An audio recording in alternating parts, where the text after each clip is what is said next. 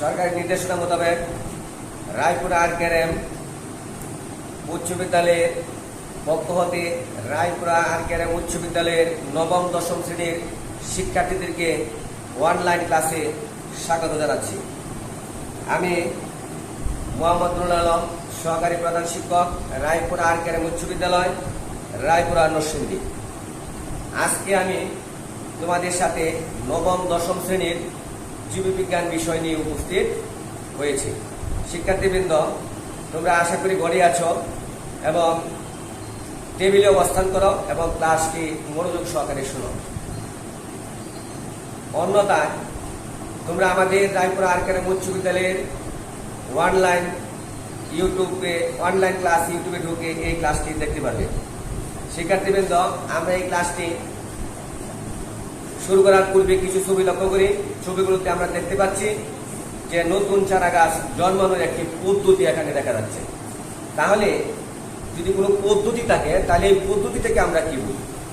এই পদ্ধতিটাকে আমরা প্রযুক্তি বলে থাকি। সুতরাং আমাদের আজকের পাঠ হবে জীব প্রযুক্তি এবং পাঠাংশ হবে জীব প্রযুক্তি এবং টিস্যু কালচার। অধ্যায় হবে চতুর্দশ অধ্যায়। তোমরা চতুর্দশ অধ্যায় নিয়ে বসে পড়ো। আজকের এই ক্লাসে আমরা এই অধ্যায় থেকে যা শিখবো এবং যা জানতে পারবো, প্রথমে আমরা জানবো প্রযুক্তির ধারণা কি, দ্বিতীয়ত জানবো টিস্যু কালচার কি, তৃতীয়ত জানবো এর ধাপসমূহ, চতুর্থত জানবো শস্য উৎপাদনে এই টিস্যু কালচারে আমরা কি কাজে ব্যবহার করতে পারি। শিক্ষার্থীবৃন্দ, আমরা এবার পর্যায়ক্রমে এই প্রশ্নগুলোর উত্তর জানতে, বুঝতে, বর্ণনা করতে চেষ্টা করব। তোমরা মনোযোগ সহকারে শোনো। শিক্ষার্থীবৃন্দ, আমাদের আজকের এই ক্লাসের জন্য প্রথম প্রশ্নটি প্রযুক্তি সম্পর্কে আমরা আলোচনা করব। প্রযুক্তির মধ্যে তোমরা যে চিত্রটি লক্ষ্য করতেছ সেটি একটি প্রযুক্তি, অর্থাৎ এখানে একটি দুটি টবে দুটি চারা উৎপাদন হচ্ছে, নতুন চারা গজানোর পদ্ধতি দেখানো যাচ্ছে। এই নতুন চারা গজানোর পদ্ধতিটাকে আমরা প্রযুক্তি বলতে পারি। শিক্ষার্থীবৃন্দ, আমরা প্রথমে বলেছি চতুর্দশ অধ্যায়ে জীব প্রযুক্তি সম্পর্কে আলোচনা করব। তাহলে এখানে লক্ষ্য করলে দেখা যাচ্ছে দুইটি শব্দ পর্যবেক্ষণ করা যায়। একটি হলো জীব, অন্যটি হলো প্রযুক্তি। অর্থাৎ জীব হলো বায়োলজি থেকে আমরা জীব, অর্থাৎ বায়োলজি অর্থ হলো জীব সম্পর্কে বিশেষ জ্ঞান লাভ করা, আর টেকনোলজি অর্থ হলো প্রযুক্তি। অর্থাৎ আমরা সুন্দরভাবে বলতে পারি বায়োলজি এবং টেকনোলজি এর আন্তঃসম্পর্কিত বিষয়কে জীব প্রযুক্তি বলে। এই জীব প্রযুক্তি 1919 সালে হাঙ্গেরির প্রকৌশলী কার্ল এরিক সর্বপ্রথম এই বায়োটেকনোলজি শব্দটি প্রবর্তন করেন।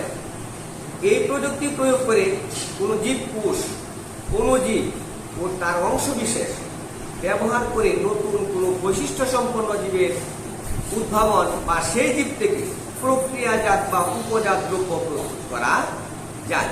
তাহলে আমরা এই জীব ও প্রযুক্তি সম্পর্কে বুঝতে পারলাম। শিক্ষার্থীবৃন্দ, আবার বলছি, আমরা কি বুঝতে পারলাম? জীব হলো বায়োলজি, ইংরেজি, বাংলায় হলো জীব। অর্থাৎ এর অর্থ হলো বিশেষ জ্ঞান সম্পর্কে ধারণা লাভ করা। আর টেকনোলজি হলো প্রযুক্তি। প্রযুক্তি হলো আমরা নতুন নতুন কোনো কিছু কিভাবে উদ্ভাবন করব সেই সম্পর্কে জ্ঞান লাভ করা। অর্থাৎ বায়োলজি এবং টেকনোলজি এর আন্তঃসম্পর্কিত বিষয়টাকে বলা হয় জীব প্রযুক্তি। এবং এই জীব প্রযুক্তি সর্বপ্রথম কে প্রবর্তন করে? আমরা বলেছি হাঙ্গেরির প্রকৌশলী কার্ল এরিক 1919 সালে এই বায়োটেকনোলজি শব্দটি প্রবর্তন করেন। শিক্ষার্থীবৃন্দ, আমরা তাহলে জীব প্রযুক্তি সম্পর্কে জানতে পারলাম। এবার তোমরা আরো কিছু ছবি তোমরা লক্ষ্য। ছবিতে পূর্বের মতোই যে কতগুলো ছোট ছোট নতুন চারা টবে, টেস্ট টিউবে অন্য একটি বীজ থেকে নতুন চারা গজাচ্ছে। তাহলে এই নতুন চারা গজানোর যে পদ্ধতিটা, সেই পদ্ধতিটাও কিন্তু একটা প্রযুক্তি। এবং এই ছোট ছোট আকারে যে চারা গজানো হচ্ছে সেটিকে আমরা কোনো ক্লাসে তোমাদের পূর্বের একটি অধ্যায়ে টিস্যু সম্পর্কে আলোচনা করেছিলাম। অর্থাৎ এই আজকে এই যে ছবিগুলো দেখা যাচ্ছে সেটি হলো টিস্যু। অর্থাৎ আমরা জানবো দ্বিতীয় প্রশ্ন, টিস্যু কালচার কি। তাহলে আমরা বুঝতে পেরেছি ছবি থেকে যে আমরা জানি এক বা একাধিক ধরনের একগুচ্ছ কোষসমূহকে আমরা টিস্যু বা বাংলা বলা বলে থাকি।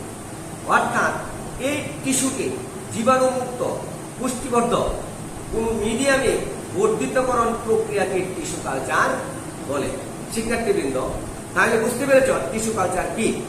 টিস্যু কালচার হলো জীবাণুমুক্ত পুষ্টিবর্ধক কোন মিডিয়ামে বর্ধিতকরণ প্রক্রিয়াকে টিস্যু কালচার বলে। টিস্যু কালচার উদ্ভিদ বিজ্ঞানের একটি অপেক্ষাকৃত নতুন শাখা। আমাদের জন্য এই জীব বিজ্ঞান বইয়ে আমাদের এটি একটি উদ্ভিদ বিজ্ঞান শাখার জন্য একটি নতুন শাখা। টিস্যু কালচারে উদ্ভিদের কোনো বিচ্ছিন্ন অংশকে, যেমন পূর্বের ক্লাসে আমরা পরাগায়ন সম্পর্কে বলেছিলাম, তাহলে পরাগায়ন এর মধ্যে ছিল একটি পরাগরেণু, শীর্ষ, পার্শ্বমুকুল ইত্যাদির মধ্যে পুষ্টিবর্ধক মিডিয়ামে জীবাণুমুক্ত অবস্থায় কালচার করা হয়। তাহলে শিক্ষার্থীবৃন্দ আমরা বুঝতে পারলাম যে টিস্যু কালচার কি। আবার বলছি, টিস্যু কালচার হলো জীবাণুমুক্ত পুষ্টিবর্ধক মিডিয়ামে বর্ধিতকরণ প্রক্রিয়াকে, জীবাণুমুক্ত পুষ্টিবর্ধক কোন মিডিয়ামে বর্ধিতকরণ প্রক্রিয়াটাকে বলা হয় টিস্যু কালচার। ওই যে বর্ধিতকরণ চিত্রগুলি লক্ষ্য করে দেখা যাচ্ছে যে টেস্ট টিউব উৎপাদন করছে, টেস্ট টিউবের তারা যে উদ্ভিদগুলো নতুন চারাগুলো থাকবে না, এটি একটা স্থানে রূপান্তর করে স্থানান্তর করে লাগাতে হবে, তার ফলে নতুন চারা গজাবে। এবার শিক্ষার্থীবৃন্দ আমরা আরো একবার যে বলেছি আমাদের এই টিস্যু কালচারের ধাপসমূহ, আমরা এবার টিস্যু কালচারের ধাপসমূহ চক আকারে আমরা জেনে নিই। অর্থাৎ টিস্যু কালচারের প্রযুক্তির ধাপসমূহ হলো, এখানে লক্ষ্য করলে দেখতে পাবে তোমরা 5টি অংশে বিভক্ত আছে, 1 2 3 4 5। অর্থাৎ টিস্যু কালচারটাকে 5টি অংশে, 5টি ধাপে বিভক্ত করা হয়েছে। প্রথম ধাপটি হলো মাতৃ উদ্ভিদ নির্বাচন। তোমরা অবশ্যই জেনে থাকবে মাতৃ উদ্ভিদ অর্থাৎ যেখান থেকে প্রথম নতুন উদ্ভিদ জন্মিবে, অর্থাৎ বীজটাকে আমরা প্রথম বলবো মাতৃ উদ্ভিদ। তারপরে দ্বিতীয়ত আবাদ মাধ্যম তৈরি, ওই বীজটা থেকে নতুন তৈরি করার জন্য একটা আবাদ জায়গা লাগে। জীবাণুমুক্ত আবাদ প্রতিষ্ঠা, বীজটা আবার জীবাণুমুক্ত হতে হবে। মূল উৎপাদক মাধ্যমে স্থানান্তর করা, প্রাকৃতিক পরিবেশ তথা মাঠ পর্যায়ে স্থানান্তর করা। জীব প্রযুক্তির মধ্যে জীবাণুমুক্ত আবাদ প্রতিষ্ঠা, আবাদ মাধ্যম তৈরি, মাতৃ উদ্ভিদ নির্বাচন, মূল উৎপাদক মাধ্যম স্থানান্তর, প্রাকৃতিক পরিবেশ তথা মাঠ পর্যায়ে স্থানান্তর। এই টিস্যু কালচারের যে কয়টি ধাপ আছে, তাহলে ধাপ কয়টি আমরা জানতে পারলাম। ধাপ হলো 5টি। প্রথম ধাপ মাতৃ উদ্ভিদ নির্বাচন, দ্বিতীয় ধাপ আবাদ মাধ্যম তৈরি, তৃতীয় ধাপ জীবাণুমুক্ত আবাদ প্রতিষ্ঠা, চতুর্থ ধাপ মূল উৎপাদক মাধ্যমে স্থানান্তর, পঞ্চম ধাপ প্রাকৃতিক পরিবেশ তথা মাঠ পর্যায়ে স্থানান্তর।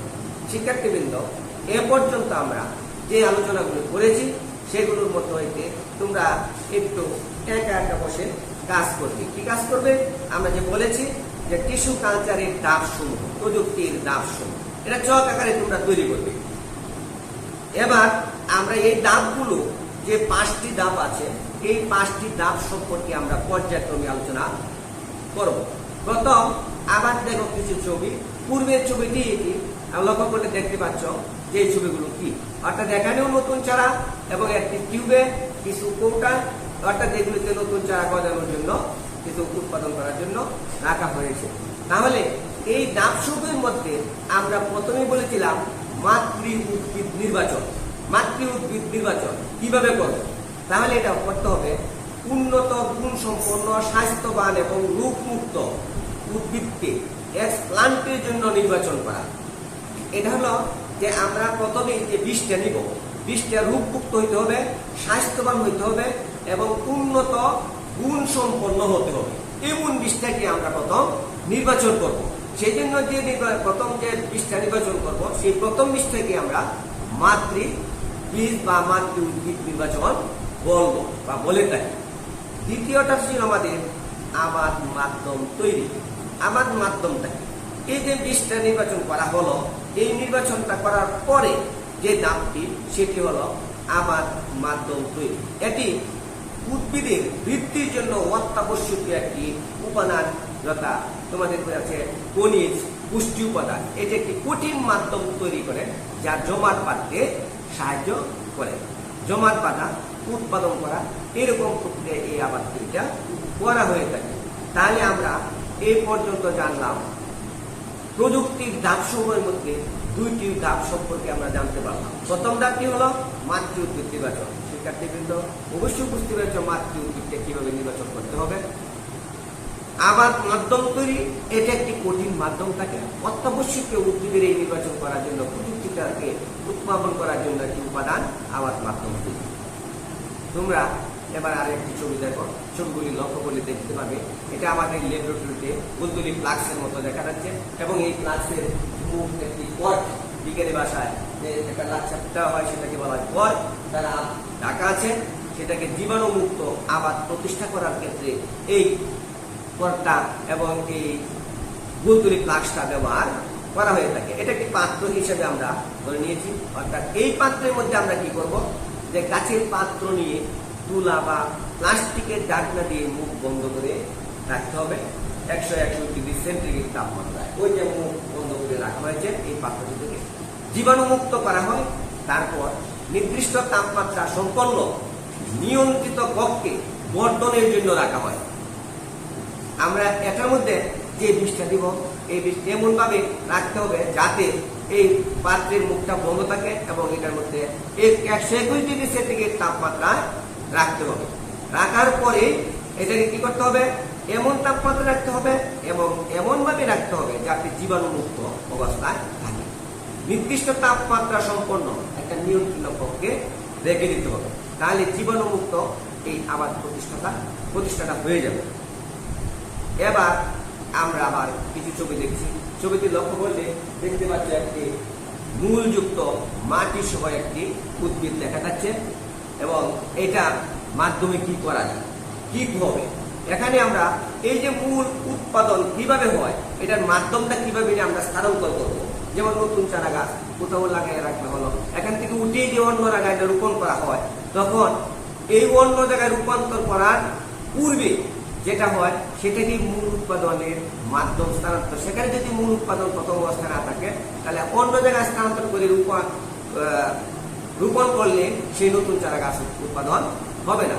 সুতরাং আমরা বলতে পারি মূল উৎপাদক মাধ্যম স্থানান্তর কিভাবে হয়ে থাকে, এটা হলো এমন সমস্ত উপাদান থাকে যদি কোনো চারা গাছের মূল উৎপন্ন না হয়, তবে একটি নির্দিষ্ট উচ্চতা লাভের পর বিট অর্থাৎ কাণ্ড, উদ্ভিদের কাণ্ডটাকে বলা হয় বিট, বিচ্ছিন্ন করে নেওয়া হয়ে থাকে। তারপর পুনরায় উৎপাদনকারী আবাদ মাধ্যমে স্থাপন করা হয়।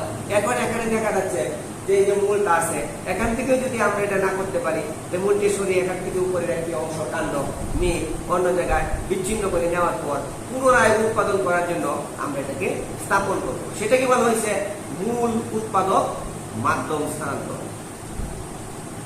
পঞ্চমটি হলো প্রাকৃতিক পরিবেশ তথা মাঠ পর্যায়ে স্থানান্তর। হ্যাঁ শিক্ষার্থীদের সবচেয়ে সুন্দর হলে একবার আমরা এবার মাঠ পর্যায়ে চলে যাব। এতক্ষণ আমরা যে আলোচনা করেছি প্রত্যেকটা কিন্তু নতুন চারা উৎপাদন করার জন্য একটি কক্ষ নির্বাচন করেছি অথবা একটি স্থান নির্বাচন করেছিলাম। এই স্থানে আমরা এতক্ষণ আমরা প্রযুক্তি ব্যবহার করে নতুন উদ্ভিদ জন্মানোর প্রক্রিয়াগুলো আলোচনা করেছি। এখন এইখান থেকে স্থানান্তর করে অন্য জায়গায় রোপণ করার জন্য যে প্রক্রিয়াটা, অর্থাৎ সেটাকে আমরা বলি মাঠ, যে ক্ষেত আমরা বলে থাকি, সেগুলির মধ্যে ন্যায় কিভাবে আমরা স্থানান্তর করব। কেমন উদ্ভিদকে স্থানান্তর করব? এমন উদ্ভিদকে স্থানান্তর করব যে উদ্ভিদটা মূলযুক্ত চারাগুলো পানিতে থাকবে, যে মূলযুক্ত মাটিযুক্ত, এটাকে ধুয়ে পরিষ্কার করে যেটাকে ভাষা বলা হয় এগার মুক্ত অবস্থায় ল্যাবরেটরিতে মাটি করা ছোট ছোট পাত্রে রাখা হয়। আমরা কিছুক্ষণ আগে তোমাদেরকে দেখিয়েছি যে একটা পাত্রের মধ্যে মাটি করা করে রাখা হয়েছিল। পরে পূর্ণাঙ্গ চারাগুলো সজীব এবং সবল হয়ে উঠলে এক পর্যায়ে প্রাকৃতিক পরিবেশে মাটিতে লাগানো হয়। তাহলে অবশ্যই তোমরা বুঝতে পেরেছ যে আমরা ল্যাবরেটরিতে অথবা একটি কক্ষে যখন আমরা এই বিভিন্ন পাত্রে মাটিযুক্ত নতুন মাতৃ উদ্ভিদ নির্বাচন করে বীজটাকে রোপণ করার পর যে চারাটা এখানে গজিয়েছে বা রূপান্তরিত চারাটা উৎপাদন হয়েছে, সেই চারাটাকে আমরা পরিবেশে বা মাঠ পর্যায়ে স্থানান্তর করার জন্য আমরা এখানে পূর্ণাঙ্গ অবস্থা লাভ করতে হবে। এবং যে চারাটা একবারে রূপমুক্ত, অর্থাৎ এটাকে এগারমুক্ত বলে থাকি আমরা, আবার রূপমুক্ত থাকবে এবং রূপমুক্ত হয়ে যখন মাটি ভরাটে ছোট ছোট পাত রাখা হয়, তখন সেই জায়গায় যখন পূর্ণাঙ্গ হয়, সবল হয়, সজীব হয়ে ওঠে, সতেজ এরকম হয়ে ওঠে, তখনই আমরা এটা মাঠ পর্যায়ে নিয়ে রোপণ করে থাকি। সেখান থেকে আমরা অন্যান্য ফসল যেগুলি বলে থাকি, ফল, ফসল ইত্যাদি শস্য, সবগুলোই আমরা এখান থেকে উৎপাদন করে থাকি। তাহলে শিক্ষার্থীবৃন্দ, আমরা এতক্ষণ যে আলোচনা করেছি তা আমার একটু পুনরালোচনা করছি। মনোযোগ দিয়ে শুনুন। প্রথম বলেছি প্রযুক্তি কি, দ্বিতীয়ত বলেছি টিস্যু কালচার কি এবং এর ধাপসমূহ। টিস্যু কালচারও বলেছি এবং এর ধাপসমূহ কয়টি। আমরা এখানে এর ধাপসমূহ সম্পর্কে জানতে পারলাম। কয়টি ধাপ? 5টি ধাপ। প্রথম ধাপটি ছিল মাতৃ উদ্ভিদ নির্বাচন, দ্বিতীয় ধাপটি ছিল আবাদ মাধ্যম তৈরি, তৃতীয় ধাপটি ছিল জীবাণুমুক্ত আবাদ প্রতিষ্ঠা, চতুর্থ ধাপটি ছিল মূল উৎপাদক মাধ্যম স্থানান্তর এবং পঞ্চম ধাপটি ছিল প্রাকৃতিক পরিবেশ তথা মাঠ পর্যায়ে সেই উদ্ভিদটাকে স্থানান্তর করা এবং অর্থাৎ স্থানান্তর করে রোপণ করা। তাহলে আমরা নতুন একটা উন্নত জাতির উদ্ভিদ আমরা বা শস্য উৎপাদনের ক্ষেত্রে আমরা এটা ব্যবহার করতে পারি। শিক্ষার্থীবৃন্দ, এবার তোমরা আবার কিছু ছবি লক্ষ্য করো। এই ছবিগুলো আমরা পূর্বে জেনেছি টিস্যু কালচারের মধ্যে যে ধাপসমূহ, নতুন উদ্ভিদ গজানোর প্রক্রিয়া, একটি চক্রাকার পথ দেখানো আছে। আমরা ল্যাবরেটরিতে প্রথমে বীজ রেখেছিলাম, এগুলো এখান থেকে যে প্রথম বীজ থেকে আবার নতুন চারা আবার এই যে পূর্ণাঙ্গ উদ্ভিদটা একেবারে মাঠ পর্যায়ে স্থানান্তর করা। এবং পাশে যে চিত্রগুলো দেওয়া আছে সেগুলোর মধ্যে বিভিন্ন পাত্রে বীজ প্রথম আস্তে আস্তে নতুন চারা, পরে পূর্ণাঙ্গ চারা যেভাবে হয়েছে, যে এ থেকে বি, সি, ডি চিহ্নিত করা আছে, ই, এফ, জি, এইচ পর্যন্ত। তাহলে এইচ পর্যন্ত গেল একটি পূর্ণাঙ্গ এবং সতেজ সজীব একটি চারা। সেটাইকে আমরা মাঠ পর্যায়ে নিয়ে রূপান্তর বা রোপণ করতে পারবো। তাহলে আমরা এখন এই যেগুলি দেখলাম, এইগুলি সম্পর্কে আমরা কি বুঝতে পারলাম যে টিস্যু কালচারটা যে ধাপগুলো আছে, এই ধাপগুলো আমরা কি কি কাজে ব্যবহার করা প্রয়োজন, আমরা কিভাবে এটি ব্যবহার করব। শিক্ষার্থীবৃন্দ, আমরা এবার এর ব্যবহার সম্পর্কে আলোচনা করব। এখন আমরা দেখি টিস্যু কালচারের ব্যবহার আমরা জেনে নিই। আমরা এখানে কি কি এই টিস্যু একই প্রকার এক উচ্চ কতগুলো পুষ্টি আমরা বলেছি আমরা টিস্যু, এবং কালচারটা হলো একটা প্রযুক্তি। এটা কিভাবে আমরা ব্যবহার করব এবং কি কি কাজে ব্যবহারটা আমাদের জন্য গুরুত্বপূর্ণ, এটা আমরা জানবো। এবার আমরা জানবো প্রথমে 1 নম্বর যে এই টিস্যু কালচার ব্যবহার করে উদ্ভিদ প্রজননের ক্ষেত্রে উন্নত জাত উদ্ভাবন সম্ভব। যদি আমরা কোনো শস্য বা কোনো ফসল বা কোনো নতুন ফল জাতীয় বা ফুল জাতীয় যে কোনো উদ্ভিদের কথাই বলা হোক না কেন, সেটা একমাত্র এই টিস্যু কালচার ব্যবহার করে উন্নত জাত উদ্ভাবন করা সম্ভব, এছাড়া অন্য কোনো সম্ভব নয়। দ্বিতীয় পদ্ধতিটা হলো এটি কম সময়ের মধ্যে উদ্ভিদাংশ থেকে একই বৈশিষ্ট্য সম্পন্ন অসংখ্য চারা উৎপাদন করা যায়। একই সময়ে একই বৈশিষ্ট্য সম্পন্ন অসংখ্য চারা, নতুন অসংখ্য চারা এই টিস্যু কালচার পদ্ধতি ব্যবহার করে আমরা উৎপাদন করতে পারি। 3 নম্বর, এই টিস্যু কালচার ব্যবহার করে আমরা রোগমুক্ত, ভাইরাস মুক্ত চারা উৎপাদন করা যায়। চতুর্থত, বিলুপ্ত প্রায় উদ্ভিদ উৎপাদন এবং সংরক্ষণ করতে টিস্যু কালচার নির্ভরযোগ্য প্রযুক্তি হিসাবে স্বীকৃতি লাভ করেছে। বিলুপ্ত প্রায় অনেক জাতের উদ্ভিদ আছে যেগুলো বিলুপ্ত হয়ে যাচ্ছে, সেই জাতীয় উদ্ভিদগুলো আমরা নতুনভাবে উদ্ভাবন করার জন্য এই টিস্যু কালচার ব্যবহার করে প্রযুক্তি হিসাবে স্বীকৃতি লাভ করেছে। তাহলে এটা আমাদের জন্য একটি গুরুত্বপূর্ণ ব্যবহারের দিকে টিস্যু কালচারটা গুরুত্বপূর্ণ ভূমিকা পালন করে। পঞ্চমত, যেসব ভ্রূণে শস্য কলা থাকে না, সেসব ভ্রূণ কালচার করে সরাসরি উদ্ভিদ সৃষ্টি করা যায়। শস্য কানামারটা গুণগুলি অস্পষ্ট থাকে, কিন্তু এই টিস্যু কালচার ব্যবহার করে নতুন উদ্ভিদ আমরা ব্যবহার করতে পারি। তাহলে শিক্ষার্থীবৃন্দ, আমরা জানতে পারলাম, বুঝতে পারলাম যে টিস্যু কালচারটা আমাদের জন্য ব্যবহারের ক্ষেত্রে আমাদের জন্য এত গুরুত্বপূর্ণ কেন। আবার বলছি, টিস্যু কালচার এই জন্য গুরুত্বপূর্ণ ব্যবহার আমাদের ক্ষেত্রে, নতুন উন্নত জাত উদ্ভাবন করা সম্ভব হয়, নতুন একই বৈশিষ্ট্য সম্পন্ন অসংখ্য চারা উৎপাদন করা যায়, তারপরে সংরক্ষণ করে প্রযুক্তি হিসেবে স্বীকৃতি লাভ করেছে, বিলুপ্ত যে উদ্ভিদ উৎপাদন করা সম্ভব নয়, এটি সংরক্ষণ করে আবার নতুন উদ্ভিদ তৈরি করা যায়, চারা তৈরি করা যায়, শস্য করা থাকে না, সেগুলোকেও এই টিস্যু কালচার ব্যবহার করে সৃষ্টি করা সম্ভব। শিক্ষার্থীবৃন্দ, এবার আমরা যে আলোচনা করেছি সেই আলোচনা থেকে তোমরা বাড়িতে যেগুলি কাজ করে থাকবে সেই কাজগুলো করবে তোমরা। টিস্যু কালচারের ব্যবহার তোমরা লিখে আনবে, লিখে রাখবে টিস্যু কালচারের ব্যবহার। শিক্ষার্থীগণ, আমরা এতক্ষণ যা আলোচনা করেছি তা আমার একটু পুনরাবৃত্তি দিচ্ছি। প্রথম, প্রযুক্তির ধারণা আমরা প্রথম বুঝতে পেরেছি। প্রযুক্তি কি, প্রযুক্তিকে প্রথম প্রবর্তন করা কে, কোন বিজ্ঞানী এবং কোন দেশে। টিস্যু কালচার কি, সে ডাবসমূহ জানতে পারলাম। টিস্যু কালচারের ব্যবহার সম্পর্কে জানতে পারলাম। তোমরা তোমাদের পাঠ্য বইয়ে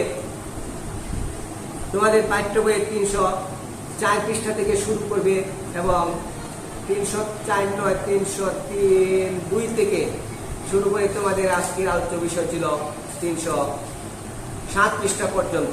তোমরা আর দেখে নেবে, বইগুলো পড়বে ভালো করে, তাহলে আরো বুঝতে পারবে। আশা করি তোমরা বাড়িতে সুস্থ থাকবে, ভালো থাকবে এবং সরকারি বিধি অনুসারে তোমরা নিয়ম মেনে চলবে, সতর্কতা অবলম্বন করবে। আজকের ক্লাসে সবাইকে ধন্যবাদ এবং ফুলের শুভেচ্ছা জানাচ্ছি। সুস্থ থাকো, ভালো থাকো, ধন্যবাদ।